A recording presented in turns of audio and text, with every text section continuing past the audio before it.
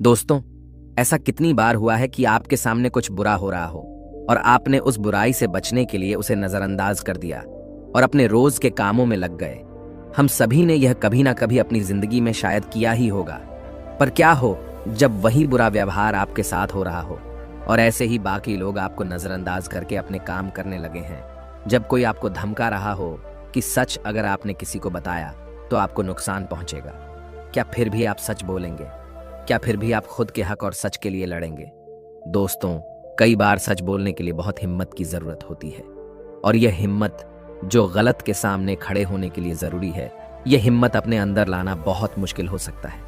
क्या लगता है आपको कितने लोग ऐसी परिस्थिति में सच बोलने की हिम्मत करेंगे? दोस्तों, आज की इस बौद्ध कहानी के माध्यम से हम यही सीखेंगे कि चाहे परिस्थिति कितनी भी कठिन क्यों ना हो, सच बोलना और गलत का सामना करना कितना जरूरी होता है। और हम देखेंगे कि आज के हमारे इस कहानी के युवक ने कैसे हिम्मत जुटाई और सच का साथ दिया। तो बिना किसी देरी के शुरू करते हैं। तो एक बार की बात है, एक नगर में एक युवक रहता था जो बहुत ही अच्छा था, जो स्वभाव का बहुत ही सीधा और मन से बहुत ही सरल था। वह ना तो किसी से लड़ाई झगड़े करता था और ना ही किसी को कभी भला बुरा कहता। वह लोगों की मदद भी किया करता, लेकिन फिर भी कुछ लोग उसे भला बुरा कहते। इस पर वह मुस्कुराकर वहां से चला जाता जहां वह नौकरी किया करता था। वह सेठ भी उसे बहुत कम तनख्वाह दिया करता था, तब भी वह कभी अपने सेठ का विरोध नहीं करता, बल्कि हंसकर उसके सारे आदेशों का पालन किया करता और खूब मन लगाकर काम किया करता। उसकी भलाई के कारण हर कोई जो भी उससे मिलता उसे दबाने की कोशिश करता, उसे डराने की कोशिश करता। उसके इस सीधे साधे व्यवहार के कारण लोग उसे पागल भी कहते थे और कई तो यह भी कहते कि वह अपने जीवन में कभी कुछ नहीं कर पाएगा। यह तो बहुत ही सीधा है और आज के जमाने में इतना सीधा होना भी अच्छी बात नहीं है। वह युवक गरीब था, लेकिन वह कभी किसी से शिकायत नहीं करता था। वह नौकरी करके पैसे इकट्ठा किया करता ताकि वह अपनी गरीबी से बाहर निकल सके। लेकिन जब भी वह गरीबी से बाहर निकल की कोशिश करता तो कुछ लोग आते और उसकी वह जमा पूंजी उससे लेकर चले जाते।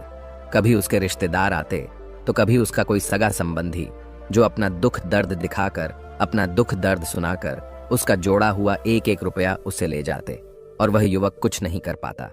वह तो केवल यही सोचता रहता था कि वह एक अच्छा आदमी है और अच्छे आदमी कभी किसी पर अत्याचार नहीं करते, वह कभी किसी का विरोध नहीं करते, वह तो स्वयं में खुश रहते हैं और दूसरों की मदद भी करते हैं। इन सारी बातों से वह अपने आप को समझा लेता। एक दिन की बात है, उसने देखा कि उसका एक मित्र चोरी चकारी करके, बेईमानी करके, गलत काम करके आज बहुत धनवान बन चुका है और उसके पास अत्यधिक खुशियां हैं, पैसा है और यह समाज उसे सम्मान भी देता है। वह ना तो दान करता है और ना ही लोगों की मदद करता है, बल्कि वह तो दूसरों पर अत्याचार करता है।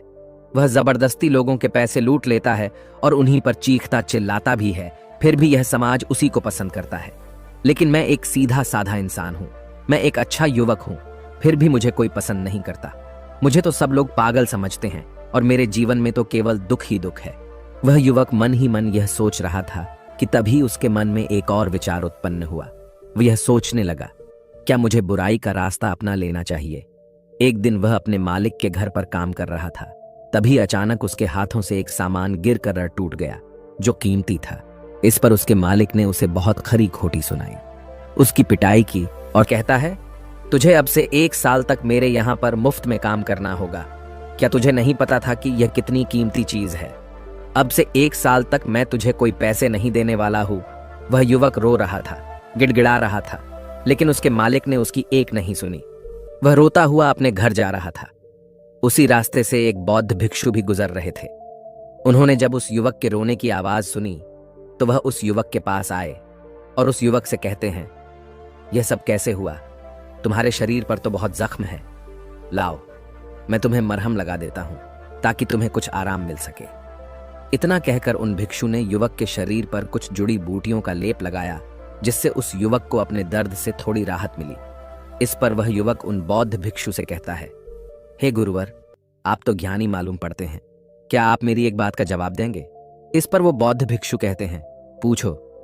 तभी वह युवक उन बौद्ध भिक्षु से कहता है, हे गुरुवर, अच्छे लोगों के साथ बुरा क्यों होता है? मैं बहुत सीधा साधा इंसान हूं, मैंने कभी किसी का बुरा नहीं किया, ना ही मैंने कभी किसी को अपशब्द कहे, बल्कि जो भी मेरे पास मदद मांगने आता है मैं उसकी मदद भी कर देता हूं। लेकिन अब तक मेरे साथ कभी कुछ अच्छा नहीं हुआ। मैं हमेशा दुख में जीता हूं, जबकि इस दुनिया में ऐसे बहुत सारे बुरे लोग हैं जो अपना जीवन सुखी सुखी जी रहे हैं, जबकि वह लोगों को लूटते हैं, लोगों के पैसे छीन लेते हैं, लोगों पर अत्याचार करते हैं। फिर भी समाज उन्हीं को पसंद करता है, उन्हीं का सम्मान करता है। आखिर ऐसा क्यों होता है? ऐसे में क्या हमें भी बुराई का रास्ता अपना लेना चाहिए? क्या हमें भी बुरा बन जाना चाहिए? उन भिक्षु ने उस युवक की सारी बातें ध्यानपूर्वक सुनी। उसके बाद वह उस युवक को जवाब देते हुए कहते हैं, भंते, जिसके कर्म बुरे हैं उसके कर्म का फल उसे अवश्य मिलेगा, और वह अवश्य रूप से बुरा ही होगा। जिसके कर्म अच्छे हैं उसे भी उसके अच्छे कर्मों का फल अवश्य मिलेगा, और वह आवश्यक रूप से अच्छा ही होगा। तभी वह युवक उन गुरुवर की बात काटते हुए कहता है, हे गुरुवर, क्या आप जो कह रहे हैं वह सच है? क्या मैं आप पर भरोसा कर सकता हूं? क्योंकि इस दुनिया में तो मुझे सब उल्टा ही नजर आता है। मुझे तो अच्छों के साथ बुरा और बुरों के साथ अच्छा ही होते हुए नजर आता है। इस पर वह बौद्ध भिक्षु उस युवक से कहते हैं, भंते, जैसा मैंने कहा वह बिल्कुल सत्य है, और आने वाले समय में यह तुम अच्छी तरह से जान भी जाओगे। इतना कहकर वो बौद्ध भिक्षु वहां से चले गए।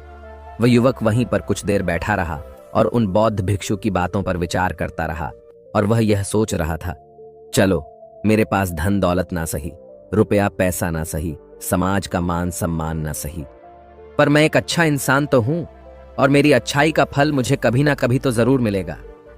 इतना सोचकर वह वापस अपने घर लौट गया। कुछ दिनों बाद वह युवक जंगल के रास्ते से अपने मालिक के घर जा रहा था। तभी रास्ते में राजा के सैनिकों ने उसे घेर लिया, उसका चेहरे पर काला कपड़ा डाल दिया और उसके हाथ बांध दिए, और फिर उसे धक्के मार मार कर वो उसे ले जाने लगे। इस पर वह युवक जोर जोर से चिल्लाता रहा और उन सैनिकों से पूछता रहा, मुझे कहाँ ले जा रहे हो और मेरा क्या कसूर है?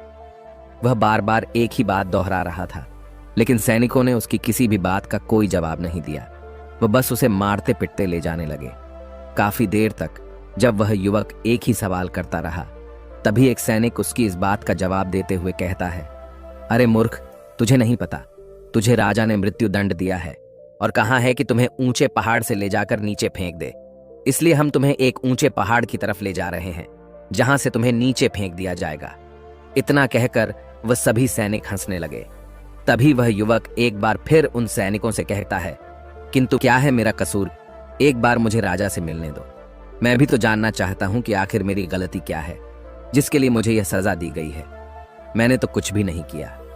तभी वह सैनिक हंसते हुए उस युवक से कहता है, हम सभी जानते हैं कि तुमने कुछ भी नहीं किया, और तुम्हारी अंतिम इच्छा जानकर मैं तुम्हें सब कुछ सच सच बताता हूं, तो ध्यान से सुनो। दरअसल बात यह है कि राजा ने आज सुबह ही चोर को मृत्यु दंड दिया था और हमें उसे पहाड़ी से ले जाकर नीचे फेंकना था। लेकिन वह चोर बहुत चालाक था। उस चोर ने हमसे कहा कि अगर हम उसे छोड़ देंगे तो वह हम सभी को 1000 सोने के सिक्के देगा। इसलिए हमने उसे छोड़ दिया, लेकिन हमें अपना कर्तव्य भी तो पूरा करना है। राजा के आदेश को तो हमें पूरा करना ही होगा, इसलिए हमें किसी ना किसी को तो वहां से फेंकना ही होगा, ताकि राजा तक यह समाचार पहुंच सके कि चोर को मृत्यु दंड दिया जा चुका है। इसीलिए हमने तुम्हें पकड़ लिया, और भला तुमसे अच्छा हमें मिल भी कौन सकता है? तुम्हारा ना तो कोई आगे है ना कोई पीछे जो तुम्हारे बारे में पूछताछ कर सके, और हमें कोई पकड़ भी नहीं पाएगा, और राजा को भी यह बात कभी नहीं पता चलेगी कि आखिर वह चोर कहां गया। इसलिए ईश्वर का नाम लो और शांति से मृत्यु को प्राप्त हो जाओ। उस सैनिक की यह बात सुनकर वह युवक हैरान रह गया। वह सभी सैनिकों के सामने रोने लगा, हाथ जोड़कर उससे विनती तक की रोया, चिल्लाया, लेकिन किसी भी सैनिक ने उसकी एक नहीं सुनी, और वह उसे जबरदस्ती घसीटते हुए पहाड़ की चोटी पर ले जाने लगे। वह चिल्लाता रहा कि मुझे छोड़ दो, मुझे जाने दो, मैंने कुछ नहीं किया। लेकिन उसकी बातों का किसी पर भी कोई फर्क नहीं पड़ा। अंत में थक हार कर उस युवक ने उन सैनिकों से कहा, देखो, तुम्हें उस चोर ने 1000 सोने के सिक्के देने का वादा किया है, और अगर तुम मुझे छोड़ दोगे तो मैं तुम सबको 10,000 सोने के सिक्के दूंगा। इस पर एक सैनिक जवाब देते हुए कहता है, अच्छा, तो अब तुम मुझे पागल बनाने की कोशिश कर रहे हो। तुम्हें क्या हम मूर्ख लगते हैं? तुम एक मामूली से अधिकारी हो, और तुम्हारे पास इतना सारा धन कहां से आएगा? इस पर वह युवक उन सैनिकों से कहता है कि तुम मेरे साथ चलो, मैं तुम्हें दिखाता हूं। मेरे पास बहुत धन है, और यदि मेरे पास धन ना मिले तो तुम मुझे एक बार फिर से यहां ला सकते हो, नहीं तो तुम चाहो तो मुझे वहीं मार सकते हो। तुम्हारे पास तो हथियार भी है, और मैं बिना किसी हथियार के तुम सभी का क्या बिगाड़ पाऊंगा।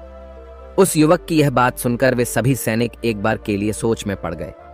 उन सभी ने आपस में मिलकर विचार किया और युवक से कहा, ठीक है, हम तुम्हारी बात मान लेते हैं, लेकिन मेरी एक बात याद रखना, यदि हमें धन ना मिला तो हम तुम्हें वहीं पर मार देंगे। चलो हमें दिखाओ वह धन कहां पर है। इस पर वह युवक कहता है, उससे पहले मेरी आंखों से यह काला कपड़ा तो हटाओ, इसके बिना मैं आपको रास्ता कैसे दिखा पाऊंगा। उन सैनिकों ने उस युवक की बात मान ली और उस युवक के सर पर से वह काला कपड़ा हटा दिया गया। उसके बाद वह युवक उन सभी को एक गुफा में ले जाता है। वह युवक उस गुफा से भली भांति परिचित था।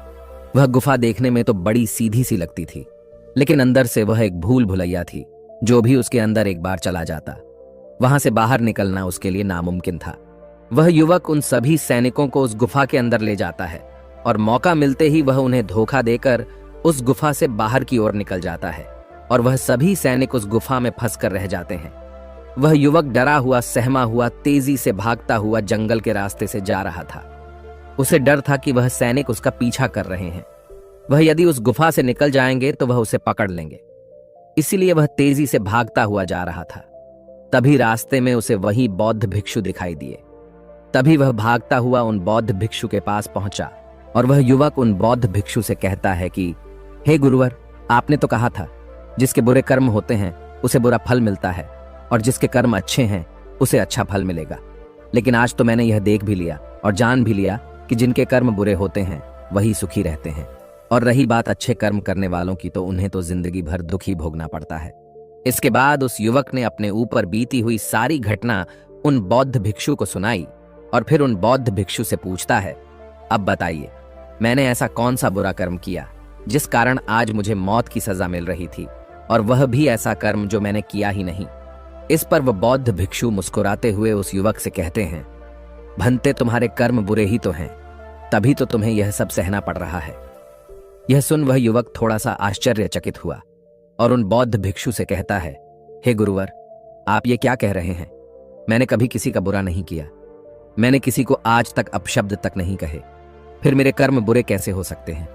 मैंने तो कोई भी बुरा काम नहीं किया, ना ही मैंने चोरी की, ना ही किसी से बेईमानी की, किसी को सताया तक नहीं, किसी को भला बुरा तक नहीं कहा, फिर मेरे कर्म बुरे कैसे हो सकते हैं? इस पर वो बौद्ध भिक्षु उस युवक से कहते हैं, भंते, अपने हक और अधिकार के लिए ना लड़ना, यह भी तो बुरा कर्म है। जब तुम पर कोई अत्याचार करता है तुम उसका विरोध नहीं करते। क्या यह बुरा कर्म नहीं है किसी का साथ अत्याचार ना करना, लेकिन दूसरों के साथ अत्याचार होते हुए देखकर चुप रहना, यह भी तो बुरा कर्म है। सही होते हुए भी चुपचाप रहना, क्या यह बुरा कर्म नहीं है? हम शक्तिहीन हैं, असहाय हैं, हमारी मदद कौन करेगा, यह समझकर असत्य के सामने बार बार झुक जाना, क्या यह बुरा कर्म नहीं है? बुराई में सुख है, यह देखना भी एक बुरा कर्म ही है। तो अब मैं तुमसे सवाल करता हूं, बताओ मुझे इनमें से कौन सा काम ऐसा है जो तुमने अब तक नहीं किया? उन बौद्ध भिक्षु की यह सारी बातें सुनकर वह युवक स्तब्ध रह गया। उसे कुछ भी समझ नहीं आ रहा था कि वह उन बौद्ध भिक्षु के इस प्रश्न का क्या जवाब दे। काफी देर सोच विचार करने के बाद वह उन बौद्ध भिक्षु से कहता है, हे गुरुवर, आप सत्य कहते हैं, ये सारे कर्म मैंने किए हैं और आप सही हैं। ये सारे बुरे कर्म मेरे द्वारा ही किए गए हैं और मैं अपने आप को हमेशा एक अच्छा इंसान मानता था। मैं हमेशा लोगों की मदद करता था, कभी किसी के सामने आवाज नहीं उठाता था और मुझे लगता था कि मैं एक बहुत ही सीधा, सरल और अच्छा व्यक्ति हूं।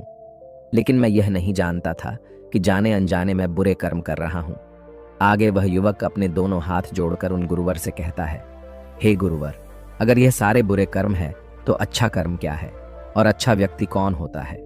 इसका जवाब देते हुए वह बौद्ध भिक्षु उस युवक से कहते हैं, भंते, जो हमेशा सत्य के साथ खड़ा रहता है, जो लोगों की मदद करता है, ईमानदारी से अपना कार्य पूरा करता है, जो विनम्र है लेकिन कमजोर नहीं, जो अपने आप पर गर्व कर सकता है लेकिन अहंकार नहीं, जो बुराई को नहीं सह सकता लेकिन अच्छाई के लिए हमेशा प्रयासरत रहता है, जो आलस्य नहीं करता और अपने जीवन को अपने नियंत्रण में रखता है, जो निडर रहता है। तभी वह युवक उन बौद्ध भिक्षु से कहता है, हे गुरुवर, आपने जो कुछ भी कहा वह एकदम सत्य है, लेकिन आप ही बताइए, भला एक गरीब और कमजोर इंसान किसी के सामने कैसे खड़ा हो सकता है, किसी का विरोध कैसे कर सकता है? इस पर वह बौद्ध भिक्षु उस युवक के इस प्रश्न का जवाब देते हुए कहते हैं, भंत लगता है तुम भूल गए। अभी कुछ देर पहले ही तुमने उन सैनिकों के सामने खड़े होकर अपनी सूझबूझ से अपना जीवन बचाया है। व्यक्ति को हमेशा अपने मन से शक्तिशाली होना चाहिए, क्योंकि यह जीवन हमेशा नहीं रहता। डरते हुए जीवन जीने से अच्छा है निर्भय होकर एक दिन खुलकर जी लो। तभी वह युवक उन गुरुवर से कहता है, हे गुरुवर, आपकी सारी बातें सत्य हैं, लेकिन फिर भी यदि किसी के सर पर मौत मंडरा रही हो तो वह व्यक्ति अपनी जान बचाने के बारे में तो सोचेगा ही, और मैंने भी तो वही किया। लेकिन अब जब मैं आपके सामने खड़ा हूं तो मेरे भीतर वो क्षमता नहीं है, मेरे भीतर वो हिम्मत नहीं है कि मैं किसी का विरोध कर सकूं, किसी के सामने खड़ा हो सकूं। तभी वह बौद्ध भिक्षु मुस्कुराते हुए कहते हैं, तो ठीक है, तुम यहीं पर इंतजार करो। वह सैनिक कभी भी उस गुफा से निकल आएंगे और तुम्हें ढूंढ ही लेंगे, और अवश्य ही वह तुम्हें पकड़कर उस पहाड़ की ऊंचाई से फेंक देंगे और तुम कुछ नहीं कर पाओगे, क्योंकि तुम तो अपने आप को कमजोर समझते हो। तुम अपने आप को एक अच्छा व्यक्ति मानते हो, क्योंकि तुम किसी को सताते नहीं। लोग भले ही तुम्हें सता सकते हैं, और वह इसलिए क्योंकि तुम लोगों की सहानुभूति चाहते हो। आगे बौद्ध भिक्षु उस युवक से कहते हैं, बेटा, मेरी एक बात हमेशा याद रखना, हमें मजबूत होना चाहिए, सहानुभूति का भूखा नहीं। और यह बात सुना सुनाकर अगर तुम लोगों से सहानुभूति मांगोगे तो तुम्हें सहानुभूति तो बहुत मिलेगी, लेकिन न्याय कभी नहीं मिल पाएगा। और न्याय लेना, न्याय के लिए ना लड़ना, अपने ऊपर अन्याय करने जैसा होता है। तभी वह युवक उन बौद्ध भिक्षु से कहता है, हे गुरुवर, आप जो कह रहे हैं वह सत्य है, लेकिन मैं न्याय मांगने किसके पास जाऊं, कौन मेरी सुनेगा। इस पर वह बौद्ध भिक्षु जवाब देते हुए कहते हैं, बेटा, तुम राजमहल जा सकते हो और राजा के सामने न्याय की गुहार लगा सकते हो। इस पर वह युवक डरते हुए उन बौद्ध भिक्षु से कहता है, नहीं नहीं गुरुवर, भला राजा के सामने मैं कैसे खड़ा हो पाऊंगा, उनके सामने मेरी क्या औकात। मुझ में इतनी हिम्मत नहीं कि मैं राजा के सामने जाकर खड़ा हो पाऊं। यदि उन्हें क्रोध आ गया तो वो मुझे मृत्यु दंड दे देंगे। तभी वह बौद्ध भिक्षु मुस्कुराते हुए उस युवक से कहते हैं, बेटा, तुम्हें मृत्यु दंड तो मिल ही चुका है। भले वो राजा ने ना दिया हो, लेकिन सैनिकों ने तो तुम्हें मृत्यु दंड दे ही दिया है। इतना कहकर वह बौद्ध भिक्षु वहां से अपने मार्ग में आगे की ओर चल पड़े। वह युवक वहीं पर खड़े खड़े उन बौद्ध भिक्षु की बातों पर विचार कर रहा था, और फिर तभी अचानक उसे किसी के आने की आवाज सुनाई दी। वह चुपचाप उन झाड़ियों में जाकर छुप गया। रात होने को थी, जिस कारण उन झाड़ियों में किसी को कोई नजर नहीं आई। उस युवक ने रात भर वही गुजारी, और वह रात भर केवल यही सोचता रहा कि आखिर वह क्या करे। क्या वह अपना जीवन डर के जिए, या फिर वह वैसे ही बुरा बन जाए जैसे उसके मित्र बन चुके हैं, तब शायद वह अपने प्राण बचा सके। आखिरकार काफी देर सोच विचार करने के बाद उसने यह तय किया कि वह एक अच्छा आदमी बनकर ही रहेगा। अगले दिन सुबह सुबह उसने हिम्मत की और राज दरबार पहुंचा। राज दरबार पहुंचकर उसने राजा से न्याय की गुहार लगाई। दरबार लगा और उस युवक को दरबार में पेश किया गया। राजा ने उस युवक से पूछा, कहो, क्या तकलीफ है, किसने तुम पर अत्याचार किया। इस पर वह युवक उन राजा से कहता है, महाराज, मैं आपको उनके नाम तो बता दूंगा, लेकिन जैसे ही मैं उनके नाम बताऊंगा, यहां खड़े सभी लोग मेरे जानी दुश्मन बन जाएंगे, और हो सकता है वह मुझे यहीं पर मृत्यु के घाट भी उतार दे। राजा उस युवक से कहता है, निसंकोच हो जाओ, यह हमारा देश है, यह हमारा राजमहल है, यहां तुम्हें कोई भी कुछ नहीं कर सकता। तभी वह युवक राजा से कहता है, महाराज, मुझ पर इस राज्य के राजा ने अत्याचार किया है और मैं उसके अत्याचार का शिकार हूं। राजा अपराधी है। इस बात सुनते ही राज दरबार में बैठे हुए सभी लोग अपने आसन पर से खड़े हो गए और सभी ने एक आवाज में कहा, राजन, इसे मृत्यु दंड दे दिया जाए। लेकिन राजा ने उनमें से किसी की भी एक नहीं सुनी। राजा ने कुछ देर के लिए सोच विचार किया और उसके बाद वह राजा कहता है, ठीक है, मैं तुम्हारी बात मानने के लिए तैयार हूं, लेकिन अब मैं चाहता हूं कि तुम अपनी बात स्पष्ट करो। आखिर तुम कहना क्या चाहते हो? यदि तुम्हारी बातों से यह स्पष्ट हो गया कि इस राज्य के राजा ने तुम पर अत्याचार किया है, तो उसे उसकी सजा भी अवश्य मिलेगी, और वह सजा भी तुम ही सुनाओ। राजा की यह बात सुनकर राज दरबार में उपस्थित सभी लोग अपने अपने आसन पर बैठ गए और उस युवक की बात सुनने के लिए सभी लोग तैयार हो गए। तभी वह युवक राजा से कहता है, हे राजन, कल सुबह आपने एक चोर को मृत्युदंड दिया था। आपके सैनिकों ने उस चोर को 1000 सोने के सिक्के लेकर उसे आजाद कर दिया है, और उसके बदले उन्होंने मुझे पकड़कर पहाड़ी से फेंकने की कोशिश की, लेकिन जैसे तैसे करके मैं वहां से निकल गया और ऐसा पहली बार नहीं हुआ, बल्कि ऐसा कई बार हो चुका है। और पहले भी कई बार कई गरीब लोगों की मृत्यु इसी प्रकार हुई है। और राजा को लगता है कि राजा ने न्याय किया है, लेकिन वह राजा यह नहीं देखता कि उसके आदेश को पूरा किया जा रहा है या नहीं, क्या उसका न्याय पूरा हो रहा है या नहीं। राजा का किया हुआ न्याय किसी के लिए अन्याय बन रहा है। किसी गरीब के घर का दीपक बुझा दिया जाता है और राजा को इसकी भनक तक नहीं। राजा तो केवल अपने जीवन में मस्त है, उसे अपने महल से बाहर निकलने का समय तक नहीं है। वह बाहर निकलकर आम लोगों से मिलता तक नहीं है, उनकी समस्याओं के बारे में सुनता तक नहीं है। वह तो केवल अपने मंत्रियों और अपने अधिकारियों पर निर्भर रहता है। हे राजन, मेरा राजा तो मुझसे कभी मिला तक नहीं, तुम मुझसे बहुत दूर है और मेरी आवाज भी उस तक कभी नहीं पहुंचती। अगर मैं बाहर खड़े उन पहरेदार को कुछ रुपए पैसे देकर अंदर ना आता। उस आदमी की यह बात सुनकर राज दरबार में उपस्थित सभी लोग आश्चर्यचकित रह गए। राजा भी यह बात सुनकर बड़ा अचंभित था। तभी राजा ने मंत्री को आदेश दिया और कहा कि सत्य का पता लगाया जाए। मंत्री ने तुरंत ही राजा के आदेश का पालन किया और गुप्तचरों से पता किया कि आखिर यह जो युवक कह रहा है उसमें कितनी सच्चाई है। कुछ घंटों के बाद मंत्री को यह बात पता चल गई कि जो युवक कह रहा है वह बिल्कुल सत्य है, और उसने यह बात आकर राजा को बताई। मंत्री राजा से कहता है, हे राजन, यह युवक जो कह रहा है वह बिल्कुल 100% सत्य है। जिस चोर को आपने कल मृत्यु दंड दिया था, वह चोर तो बाहर घूम रहा था और हमने उसे एक बार फिर से पकड़ लिया है, और उसने यह कबूल भी लिया है कि उसी ने सैनिकों को धन दिया था ताकि वह उसे जाने दे, और जिन सैनिकों ने वह धन लिया था हमने उन सैनिकों को भी गिरफ्तार कर लिया है। तभी राजा मंत्री से कहता है, उन सभी अपराधियों को राज दरबार में पेश किया जाए। राजा के आदेश पर उन सभी अपराधियों को राज दरबार में पेश किया जाता है। तभी वह राजा उस युवक से कहता है, हम तुम्हारे अपराधी हैं, कहो आखिर तुम हमें क्या दंड देना चाहते हो। तुम जो भी दंड हमें दोगे वह हमें खुशी खुशी स्वीकार है। इस पर वह युवक राजा से कहता है, हे राजन, आप इस राज्य के राजा हैं, दंड तो आप ही दे सकते हैं, हम तो केवल निवेदन कर सकते हैं। और मैं आज आपके पास यही निवेदन लेकर आया हूं कि आपको अपनी प्रजा का ख्याल रखना चाहिए, समय समय पर उनसे मिलते रहना चाहिए, और आपसे हम जैसे गरीब लोग सीधे मिल सके, अपनी बातें कह सके, ऐसी व्यवस्था करनी चाहिए। इस पर राजा ने मंत्री को आदेश दिया और कहा, मंत्री जी, उन दरबारियों को भी पकड़ कर लाया जाए जिन्होंने इस व्यक्ति से धन लेकर इसे अंदर आने की अनुमति दी। मंत्री ने राजा के आदेश का पालन किया और उन दरबारियों को भी दरबार में पेश किया गया। राजा ने उन दरबारियों को भी नौकरी से निकल दिया और उन्हें 3 महीने की काल कोठरी में रहने की सजा सुनाई। आगे जाकर राजा उस युवक से कहता है, मैंने तुम्हारे जैसा निर्भय व्यक्ति आज तक नहीं देखा। तुम ईमानदार भी हो, सच्चे भी हो, और तुम जैसे व्यक्तियों की हमारे समाज में बहुत आवश्यकता है।